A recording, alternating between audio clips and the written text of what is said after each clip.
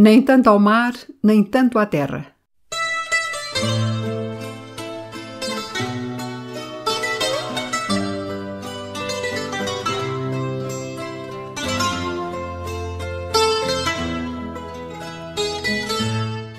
Temas avulsos de história, arte e literatura. Fui um dia até à praia para ver as ondas do mar. Fui um dia até à praia para ver as ondas do Porque mar. não há uma sem duas, nem duas sem três.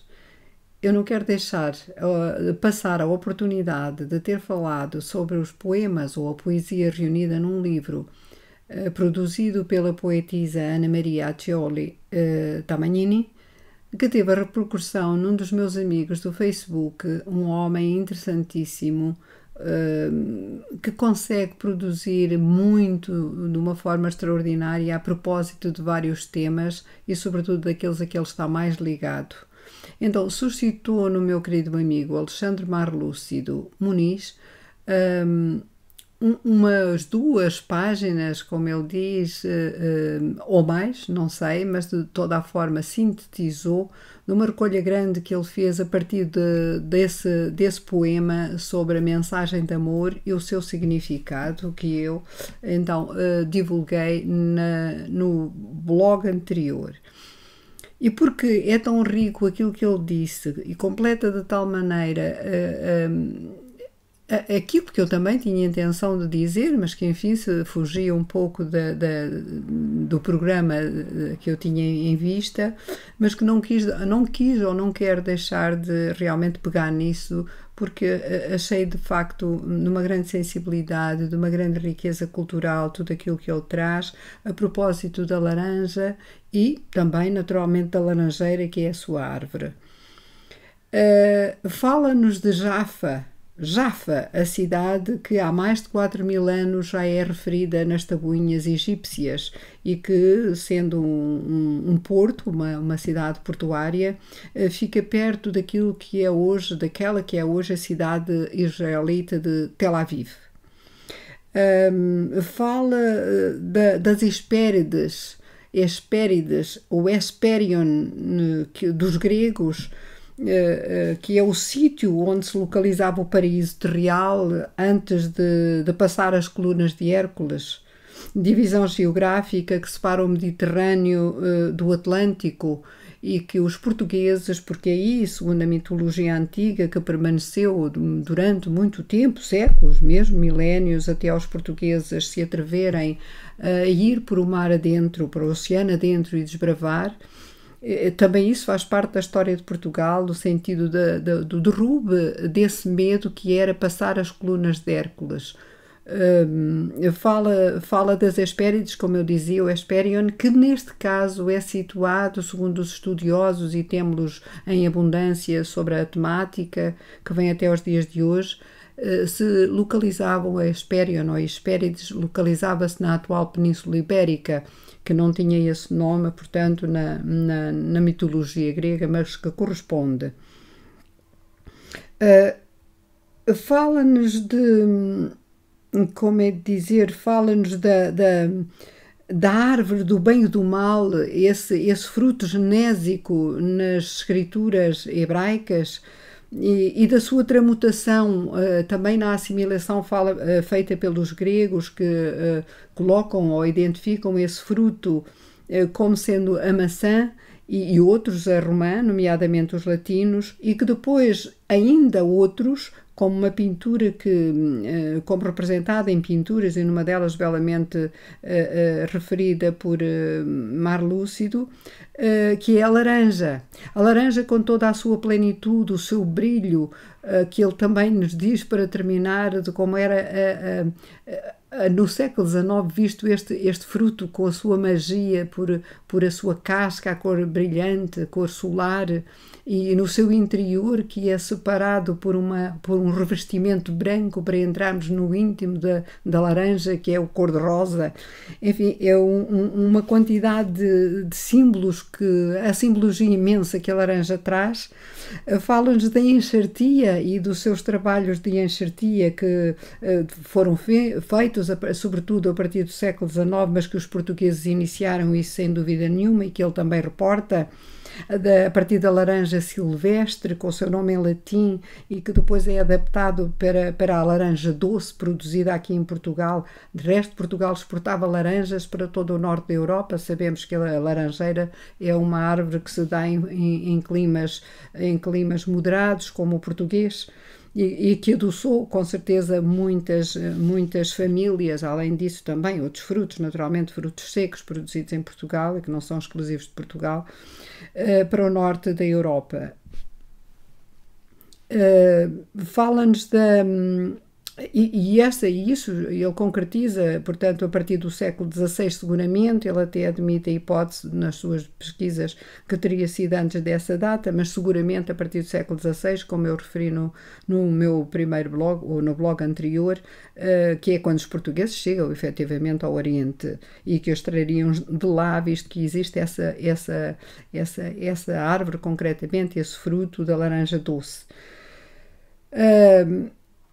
E agora, a propósito disso, e ele também fala da origem da palavra laranja, que deu a palavra laranja a partir do sânscrito, com a evolução do próprio termo, até chegarmos de facto muito perto, desde o naranjo, portanto, de uma palavra semelhante a naranjo, que deu em espanhol, e que é laranja em português, e que eu aproveitaria para dizer que, porque me esqueci, porque não vinha talvez a propósito, mas a propósito disto, da evolução da palavra, e ele também refere do sânscrito, como eu estava a dizer, a palavra muito semelhante a laranja em português, e Portugal, sobretudo Portugal.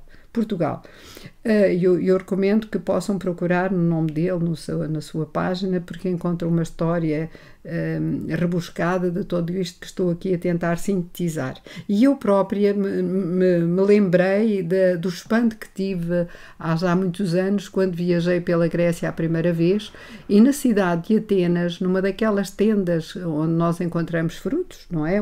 Digamos, em português nós dizemos, falta-me agora o termo, enfim,